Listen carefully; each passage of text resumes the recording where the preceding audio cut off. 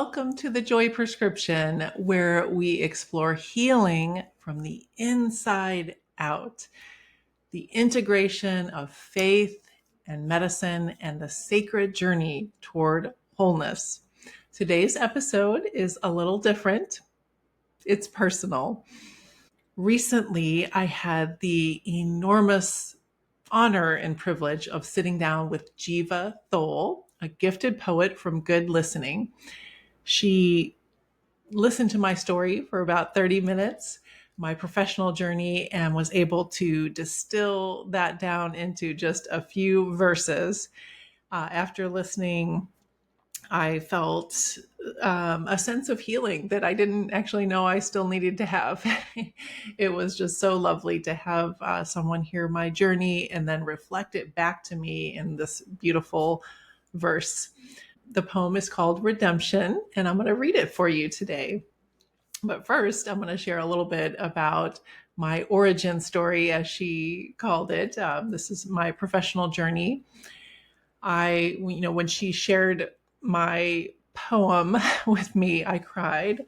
I felt like someone had translated my soul into words, and I want to give you just the backstory, the context for that now. So, when I was a little girl, I knew I wanted to be a doctor around age, second grade.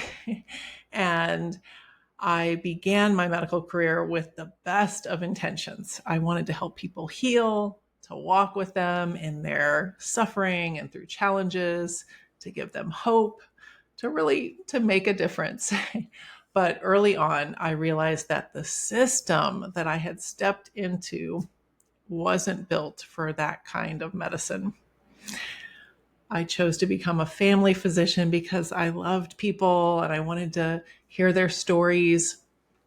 But year after year of seeing patients every 10 to 15 minutes, that schedule was relentless. And the pressure to just produce, to move faster and faster was really stifling. And it didn't leave me the time to really connect with my patients, let alone have spiritual discernment in our conversations. So I took it out on myself. I skipped meals. I didn't get my needs met, and all of this in the name of service. But in doing that, I betrayed something sacred within myself. But there came a point when I could no longer ignore that quiet ache in my spirit anymore. And upon reflection, I call it a holy discomfort. It was a sign that I was out of alignment with my calling. Yes, I was handing out prescriptions, and yes, sometimes they would be helpful, but it wasn't really, truly helping people to heal. And I was just merely surviving, not thriving or flourishing, and didn't feel that I was practicing medicine with my full self. I wasn't able to show up with the compassion, the wisdom, and to treat people the way that I believe that we deserve to be treated. So that inner conflict really took a toll on me, and it became a turning point when I decided enough was enough. I took a leap of faith and extracted myself from the conventional model and had an opportunity to sort of reinvent what practicing medicine could be. And that's when I founded Caring for the Body, PLLC, back in 2019. And so I've built a practice where I can have the freedom to spend time with people in an unhurried way and really hear their journey and incorporate faith and natural healing modalities that take time to explain. So I want to share with you a moment in my history that was like a hinge moment for me. It was a time where I was in deep grief around my mom dying, around moving from my conventional practice to out of state, and just a lot of turmoil. And so my soul was grieving, and I was on a jog on a cold winter morning. I remember there was moonlight above me, and I got this just quiet sense in my spirit that God was inviting me to create a joy prescription for myself, because I did not have joy. I was feeling burnt out and just lacking in meaning and purpose, just kind of going through the motions.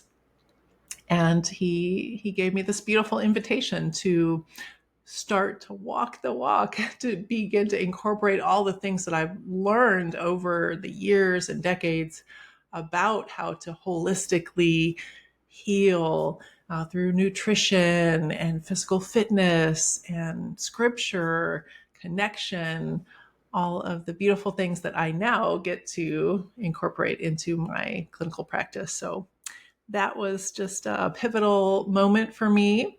And it's allowed me to do all kinds of creative endeavors, such as this podcast and ministry.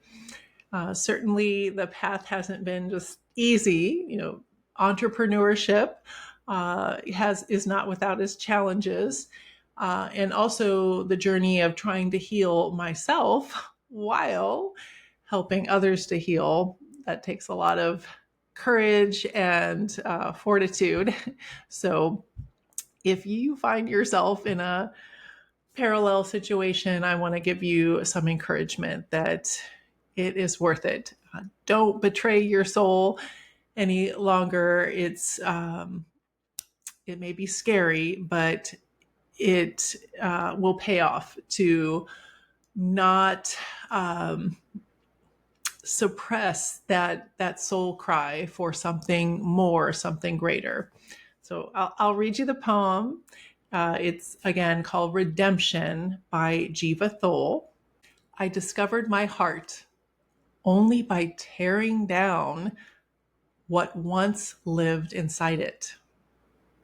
By redefining medicine, I found redemption following heartache. Repaired my conscience after its injury. I realized faith is the only answer, that wholeness is the path to healing.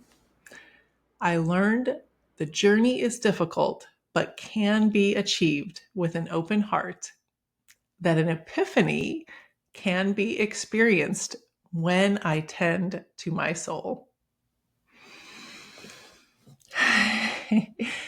That poem reminds me that healing isn't just something we offer to others. It's something we must seek for ourselves as practitioners, as healers, as doctors. Redemption really looked like, for me, to look inside and start listening to that inner voice that was crying out for a better way. I'm so grateful that now I get to look through the lens of faith and incorporate that into my work as a physician.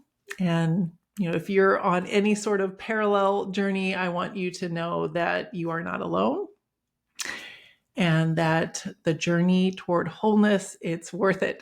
It may require you to tear down what is living inside your heart, but on the other side, there is definitely redemption. So thank you, Geva, for this beautiful gift. And thank you, dear listener, for being here with me, for being on this journey with me. This community has been a very special part of my growth and development and healing. And so I really appreciate you. And until next time, may you experience deep peace, restored purpose, and joy. Bye-bye.